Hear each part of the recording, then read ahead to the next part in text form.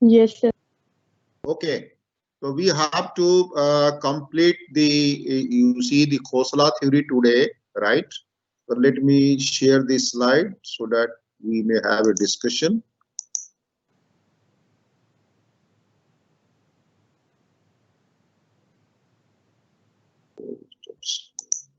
Yes. So now you see yesterday we had discussion on the Khosla method of the independent variables, and you had seen that there are four composition on which the A.N. Khosla and his team worked, right? One is in the upstream sheet pile, one is in the downstream sheet pile, and then depressed floor, and then the intermediate piles, right? Now, these are the concept that we have to use for solving our practical problems, okay? Now, let me repeat again, and then we'll discuss about the corrections, okay?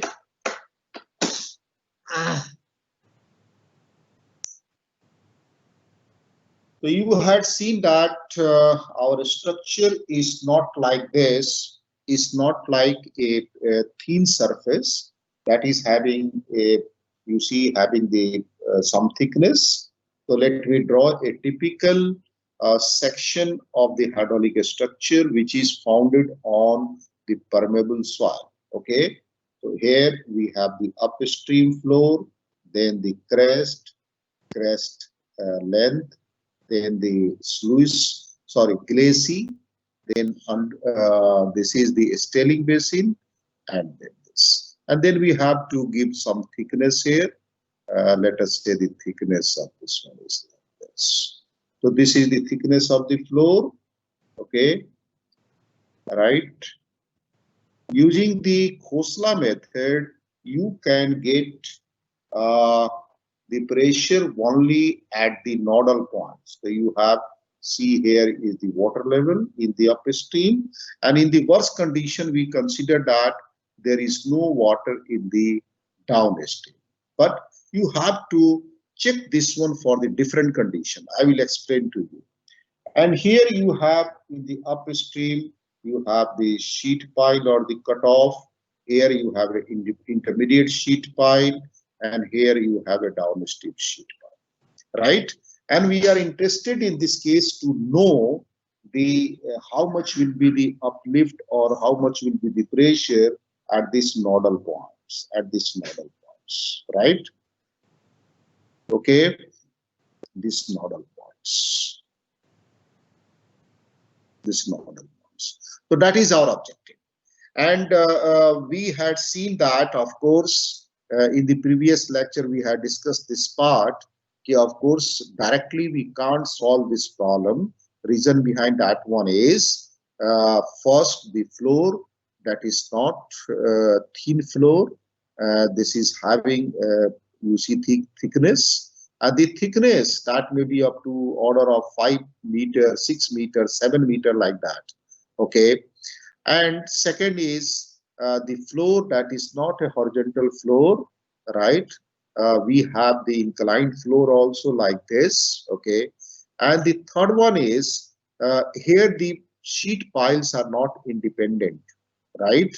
Okay. There would be some effect of the one pile on the another pile, right? But for solving this problem, what we have to do in this case, as we had discussed last time, this is to be broken into three parts. Okay, and that three part is like this. You have this horizontal floor, upstream sheet pile, then we have this horizontal floor, intermediate pile, and the last one is this, I mean the floor, horizontal floor, and downstream sheet pile. Okay, and this is on the basis of this line. This line means that we have to consider all the dimension that will be with respect to this line, because we have considered that this one is the thin line. Okay, I mean the thin surface. So we have reduced this thickness, okay, to 0 by putting this line. So here, this one is going up to this one is going up to this. And here I want to explain to you at this location, actually the pressure that will calculate, that will not calculate at this point, okay. We calculate that one at this point. At this point, the pressure that will be calculated here, the pressure that will be calculated here, not at the red point that I have marked, because our structure, this is having horizontal floor, sorry, horizontal floor having negligible thickness, right? And here also, this blue point we have to calculate here, right? So now the first thing that we have to do is we have to convert this thick flow to a line diagram, and that line diagram that will be corresponds to the upper surface, okay. And then we have to break that one, and after breaking this, you have the upstream sheet pile. This is the one, and this is the intermediate sheet pile. This one is the third downstream sheet pile, and you can invoke the Khosla theory. So now here you can invoke the Khosla theory, okay, Khosla theory of the independent variables, right? And you can get, in this case, how much is the pressure at this point, how much pressure at this point, this point, this point, this point, this point, this point, this point, this point. And then you transfer that one to our original. So your this at the blue point, the pressures are known, okay. These pressures are known at the blue points, right? Here you can say blue or red, that pressures are known. But in this case, we have the three assumptions. One assumption is the floor thickness is negligible. Second one is this floor is having the horizontal surface only, no inclined surface. And the third one is, of course, the sheet piles are independent. There is no any effect of one sheet pile to the another one, okay, right? So now what we have to do, we have to make the corrections, right? Okay. So that corrections that will be of the interference correction. Okay, I think I have written, let me rub this. I've already written this one. So let us talk about the interference correction, then thickness correction, then slope correction. Okay, right? Now, if you have any question, please let me know. So we are talking about the interference correction. Any question, please? Now, in this case, the interference that is to be seen for the two adjoining or two neighborhood piles means here you have a pile 1, 2, and 3.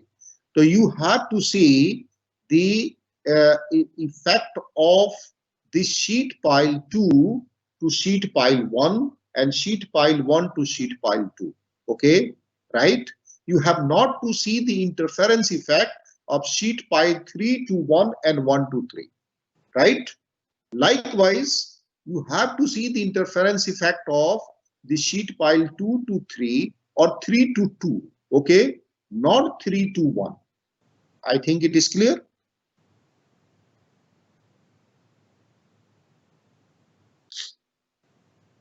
Here you have to respond. Yes, sir. Okay, now I am taking for, let us say we have to make the correction, okay, right? Or we have to see the effect of the sheet pile 2 to the sheet pile 1, and for that the correction that is to be applied to the C1. I mean at the C1 whatever the pressures that we have computed, that is to be corrected, okay, right? So we have to see here the effect of the sheet pile 2 to C1 point, okay, and likewise you can see the effect of the sheet pile 1 to the sheet pile 2 at the point E2, okay. So I'm not marking this one because I discussed the C1 first. Okay, so here the correction that is to be applied to the C1 once we want to see the effect of the sheet pile 2 on the 1, and if you want to see the effect of the sheet pile 1 to 2, then we have to make the correction on the E2. And likewise here, if you want to see the effect of the sheet pile 3 to 2, then the correction that is to be applied to C2. And if you want to see the effect of the sheet pile 2 to sheet pile 3, then the correction that is to be applied to E3. Now I will discuss with you only the point C1, right? And the equation is this. This is the equation for the correction, right? Okay. Now what is D?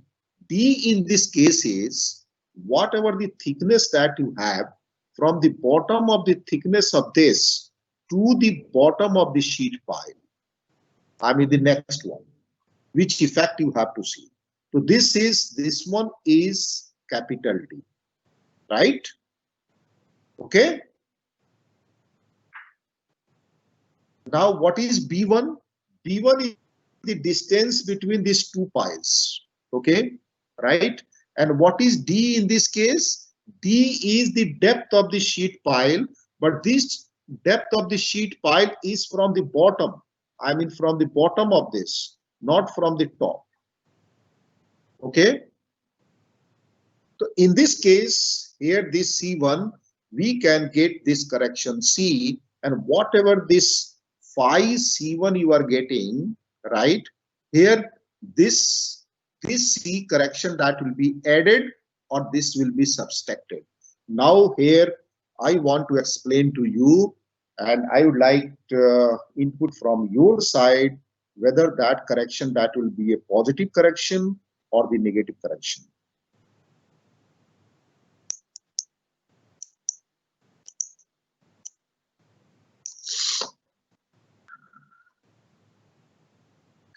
See, let us say we have the structure this.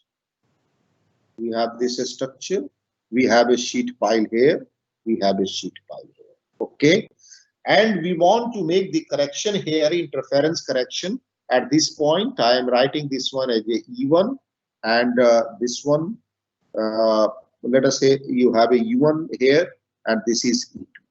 Okay. The flow is going like this. The flow is going like this. Now, please tell me, once the flow direction is this, okay, the correction, the interference correction that will apply at the E1, that correction due to the sheet pile 2, this is the sheet pile 2 and this is the sheet pile 1. So correction at this point E1 due to the sheet pile 2, I mean due to the presence of the sheet pile 2, whether that will be positive or that will be negative. Now this is a question for you. In the presence of the sheet pile 2. Sir, positive. Positive.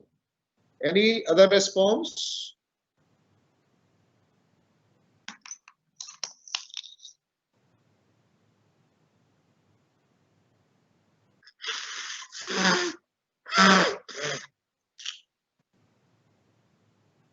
I want to confirm your name. Anirudh? Yes, sir. That will be positive, okay? Because what is happening that once we are putting a sheet pile in the downstream, okay, so that will push the flow, right? And therefore the pressure here that will build up, right? So if let us say you don't have the sheet pile, let me write this. You don't have a sheet pile, and here actually this pressure that is given in the terms of percentage, right? Let us say here we are getting a 75% pressure, okay? I mean the 75% means that is of the total head difference, okay? But once you put a sheet pile in the downstream, in that case, right, you see the pressure here that will build up. Maybe this we have to add a 5% and this will go to 80%. Okay, right? So by putting a downstream sheet pile, what happens that, okay, you are inducing a extra pressure, okay, and due to that your thickness requirement that will increase, right? So you see, I mean, it is not desirable to have a very deep sheet pile, downstream sheet pile.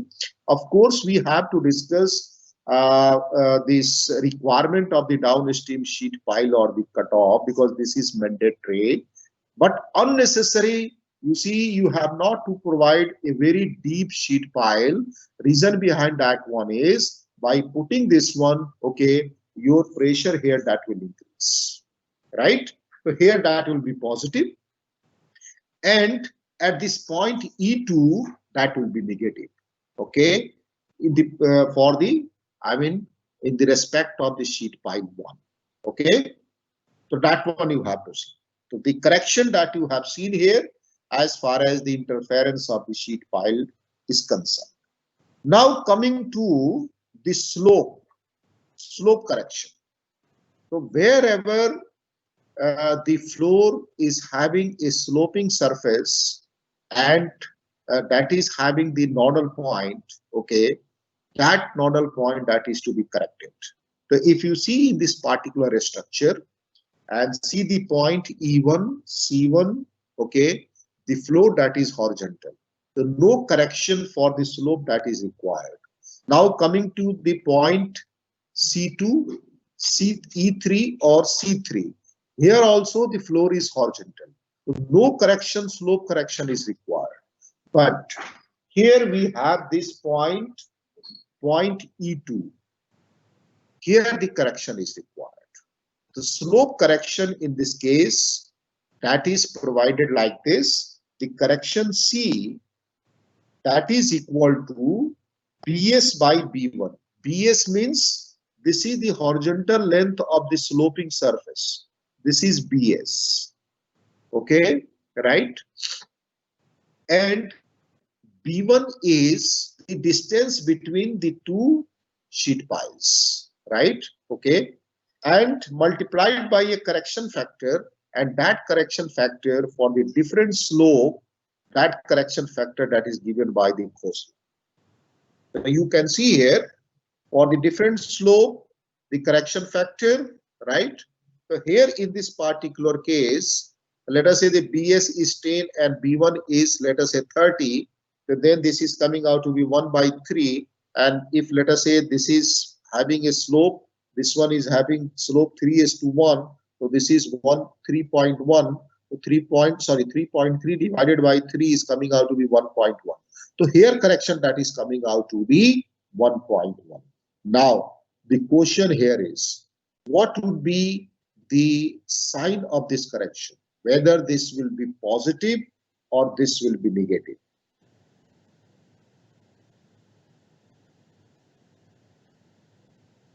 See here, if you have a horizontal floor and if you want to make here the correction at this point, there is no any correction because this is a horizontal floor. But if you have a floor like this, okay, then here the correction that will be positive, right? But if you have a floor like this, okay, then here the correction that will be negative. So for this that will be negative and for this that will be positive. I hope you might have understood this.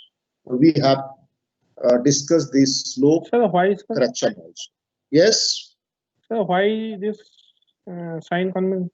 Reason behind that one is, you see, here the flow, if you see here, the flow is going like this. Then here we have the correction 0, right? And now the flow will come like this, right?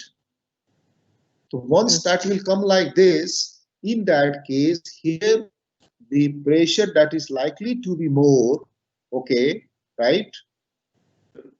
And if that is going, because that is easiness in the, once you are going, you see, we have discussed that one is once the flow that is going downward, okay, right, that is having more difficulties, going up that is having the less difficulty, right?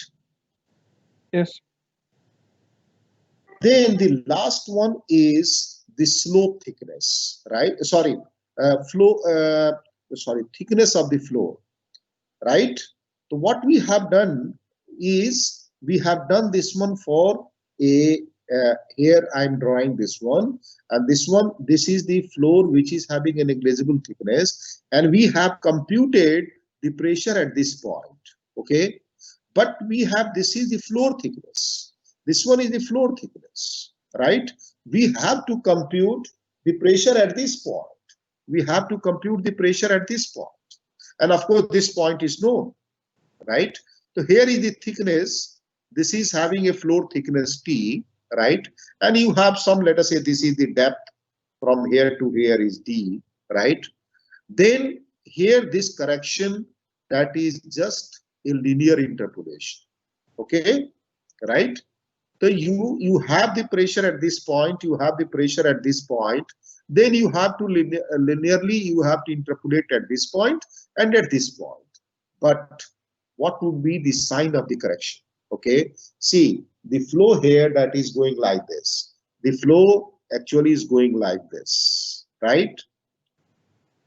We want the pressure at this point, but we have calculated the pressure at this point. So in that case, here the correction that will be negative, right? I mean, if you have, let us say here the pressure is coming out to be 75%, so here this will be let us say 73%, okay? And likewise, if you have, let us say the pressure here is 50%, then the pressure here that will be 52%, okay? In this case, here this correction is negative, and here the correction is positive. Sorry, here is negative, okay, because we want to calculate here, right? So we have to, there will be dissipation from here to here. So this will be negative and this will be positive. So in this way, you have to, first you have to draw a line diagram. That will be corresponds to the upper surface. Then you have to draw, break that one into multiple parts, okay? And you have to calculate the pressure at the nodal points. And then you have to, of course, make the three corrections that we have discussed, right? And once you have done this, okay, so let me see here, once you have done this, once you have calculated here, sorry, not this slide, this one. Once you have calculated the pressure at the nodal points, okay, then what you have to do is, because the Khosla method will give us only the pressure at the nodal points, then what we have to do is, we have to draw the hydraulic gradient line, and this hydraulic gradient line, this would be of the subsurface flow, okay?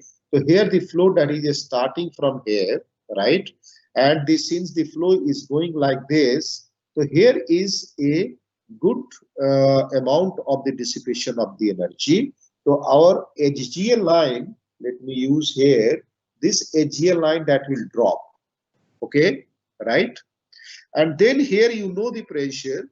So at this point your pressure is known at here, then you can draw a linear line from this, okay? Now once you are coming to this, again this flow, the flow is going like this, flow is going like this, okay? Flow is going like this, flow is going like this, okay?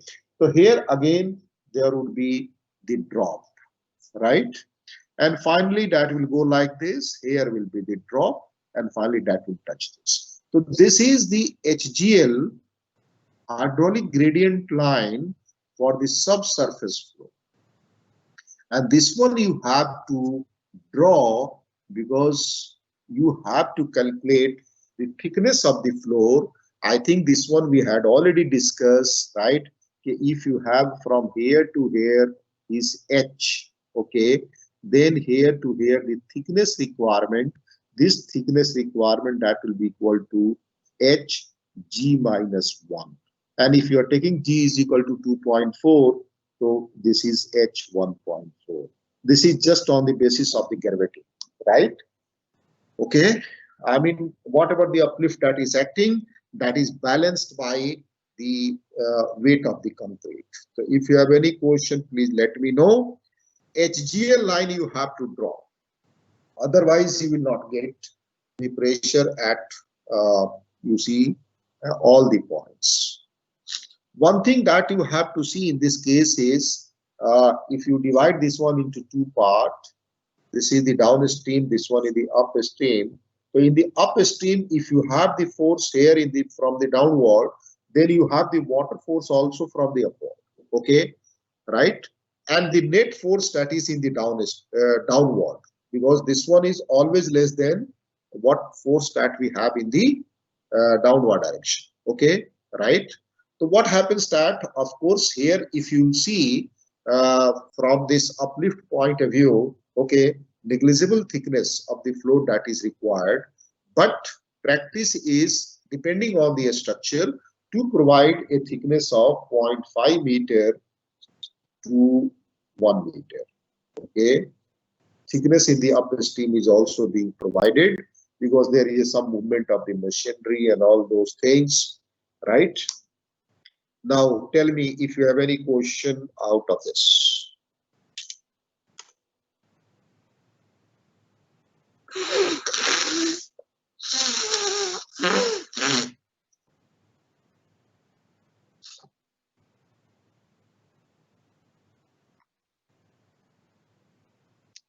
Yes, please. Any question, please?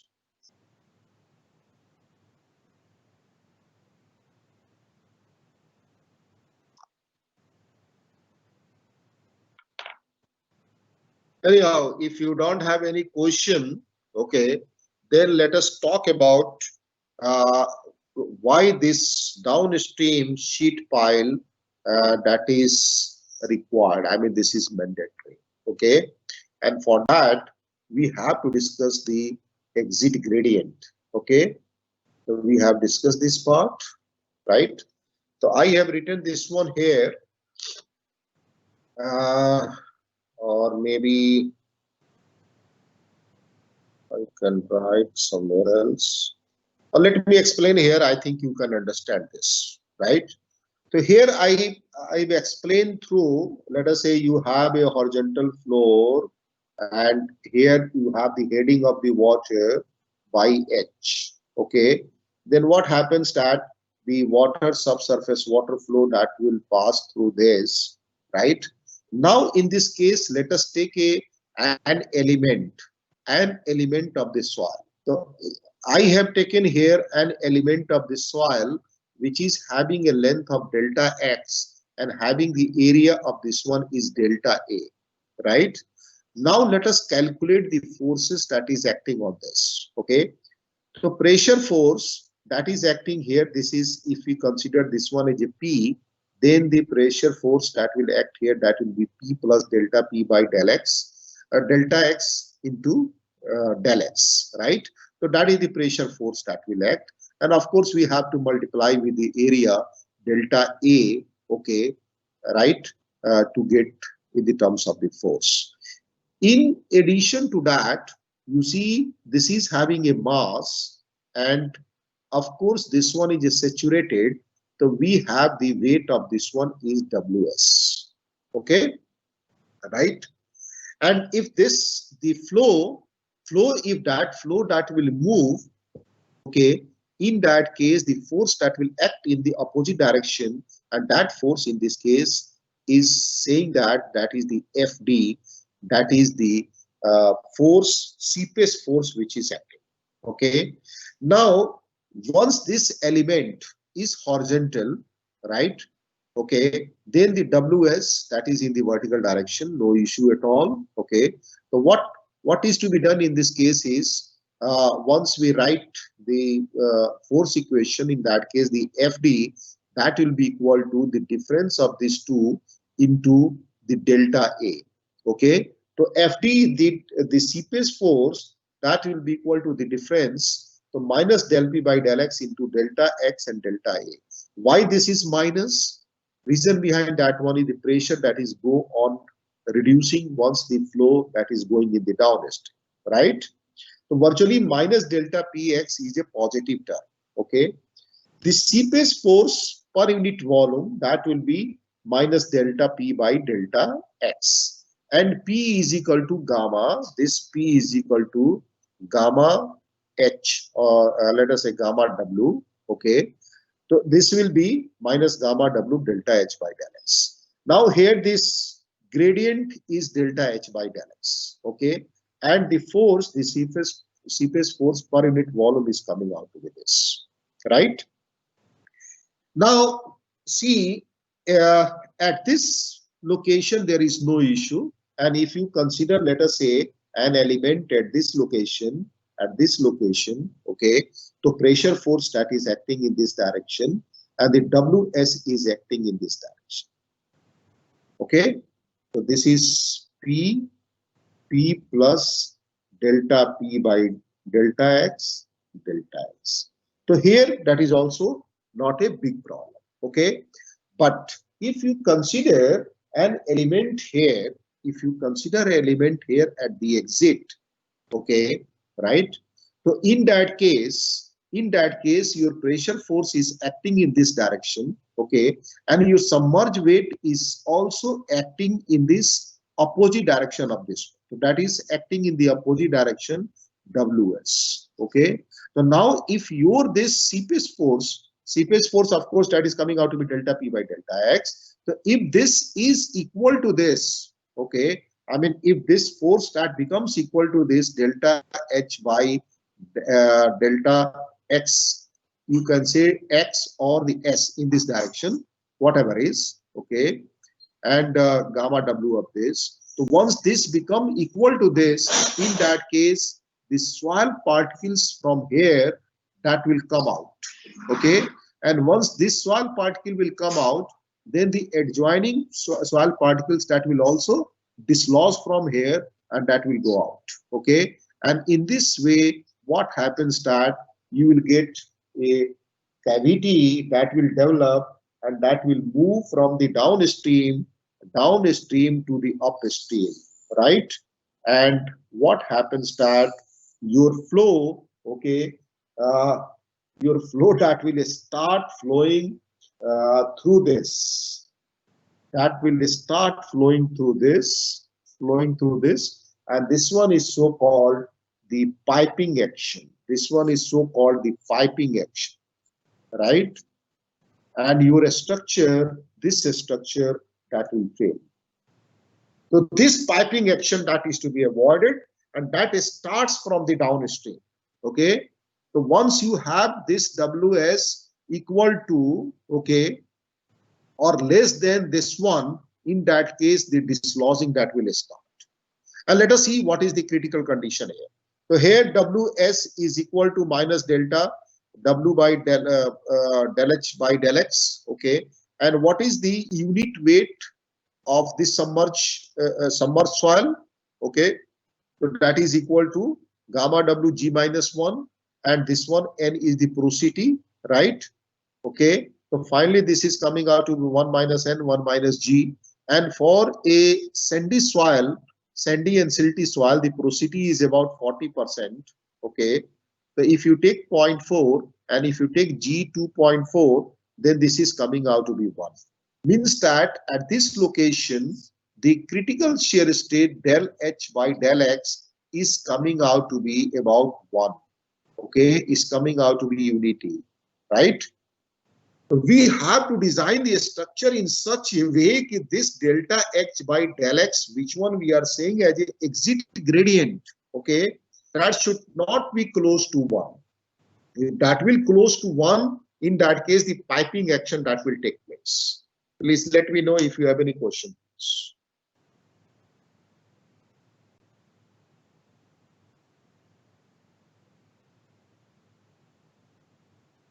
Any question, please? To avoid this, what is to be done here is, of course, course, sheet pile that is to be provided, the sheet pile or the cutoff that is to be provided, and the path of the flow that is to be diverted.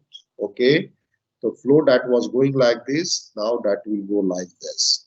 And once we'll go like this, there will be a lot of the dissipation of energy, and here the exit gradient that will be less than unity.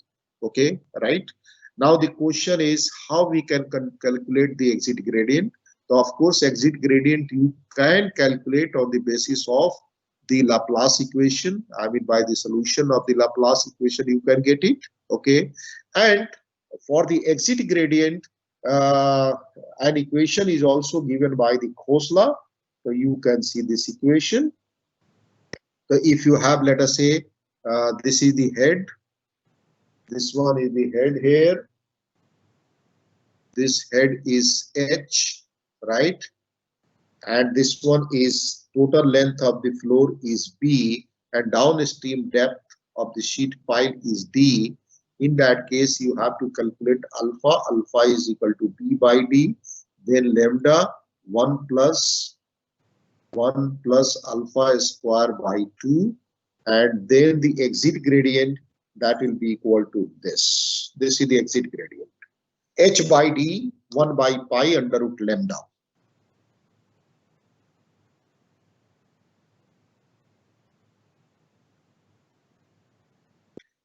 Given by the Khosla, what happens? As given by the Khosla, for the fine sand, the exit gradient that should be in the order of 1 by 6 to 7. For the coarse, 1 by 5 to 1 by 6. And for the shingles, that is 1 by 4 to 1 by 5. Okay. So we have to design the structure in such a way in the exit gradient that should be of this order depending on the soil, right?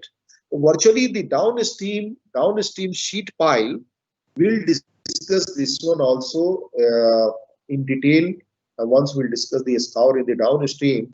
This downstream depth of the pile, that is decided on the basis of the exit gradient and also on the basis of the scour. I will discuss with you later on what is the basis of the scour here in the downstream. The downstream sheet piles, that is decided on the basis of the scour, okay, and on the basis of the exit gradient. So if you have any question, please let me know.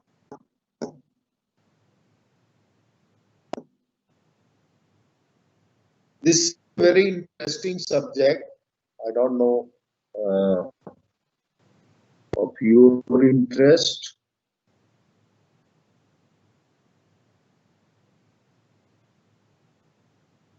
Yes, please.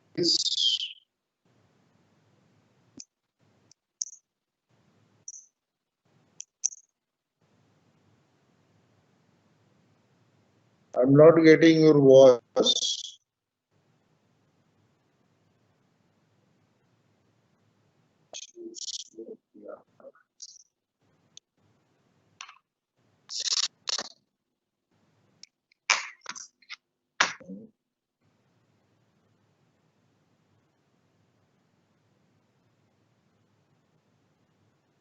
Choose studio.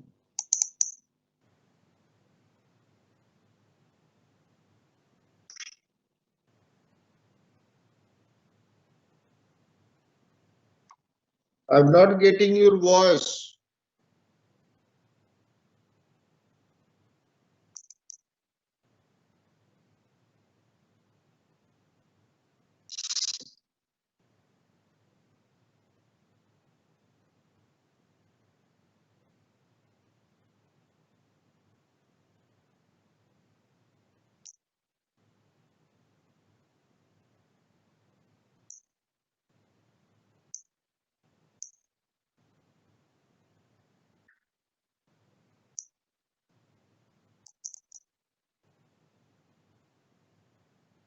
Yes, please.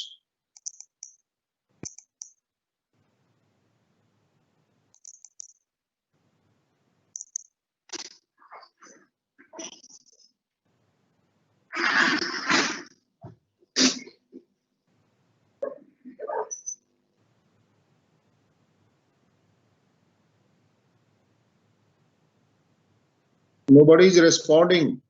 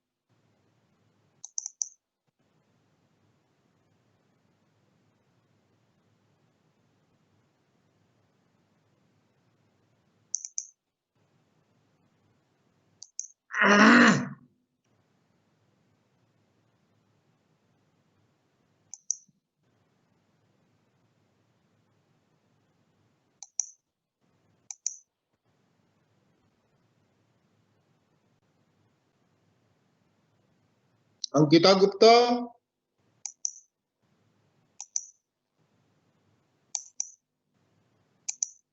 Yes sir. कोई सवाल है आपका? No no sir. सारी चीजें आप लोग समझ जाते हो, कुछ सवाल नहीं होता है। तो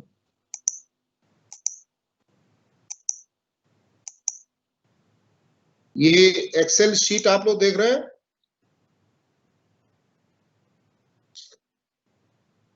ये जो मैं एक्सेल शीट शेयर किया हूं, आप No, देख sir. रहे हैं इसको? है? No, sir. No, No, sir. sir. नहीं। चलिए इसको फिर से मैं करता हूं, इसको हाइड कर देता हूं।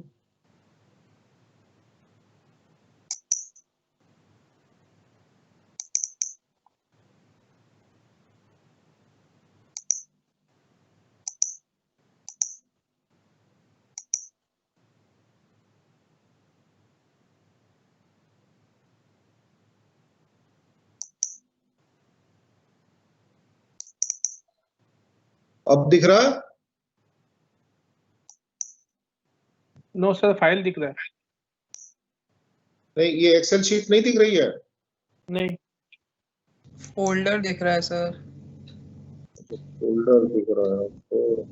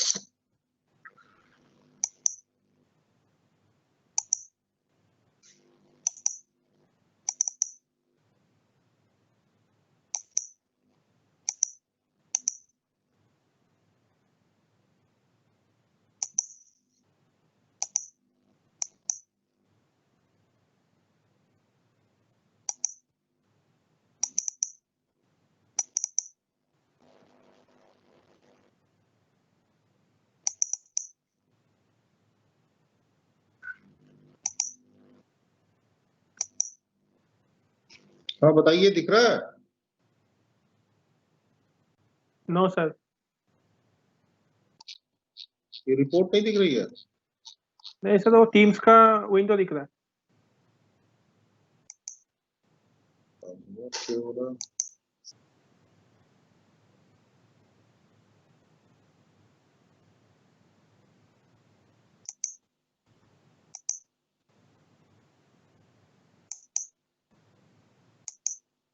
कुछ मैं आपको प्रैक्टिकल प्रॉब्लम्स दिखाना चाह रहा था, लेकिन पता नहीं क्यों नहीं हो रहा।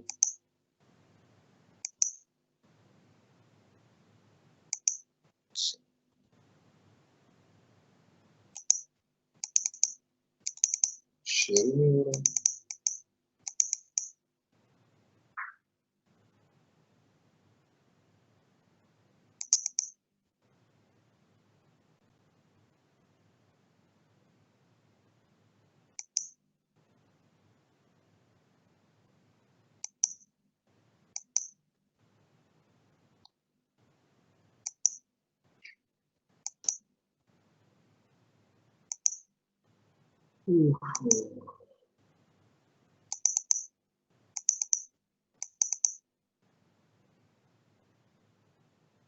कुछ इश्यू है, नहीं शेयर हो रही है।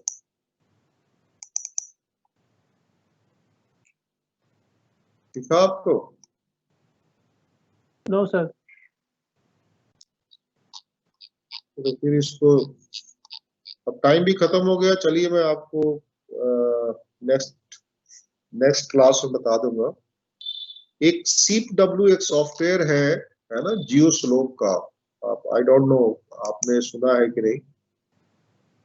तो उसमें उससे जो है आप लाप्लास इक्वेशन को सॉल्व करके और ये सारी चीजें निकाल सकते हैं।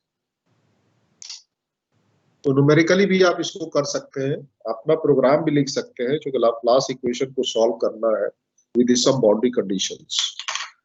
मैंने अभी एक गुजरात में नर्मदा रिवर पे एक बैराज आ रही है, बड़ी लंबी सी बैराज है 1.6 किलोमीटर की। तो उसका हमने सब सरफेस फ्लो एनालिसिस किया था वो जियो स्लोप सॉफ्टवेयर से। जियो स्लोप में जो CPW का है, जो सब सरफेस फ्लो का, उससे हमने किया था। तो आई थॉट कि मैं आपसे शेयर करूं, but any how I will do that one in the next class. Okay, thank you.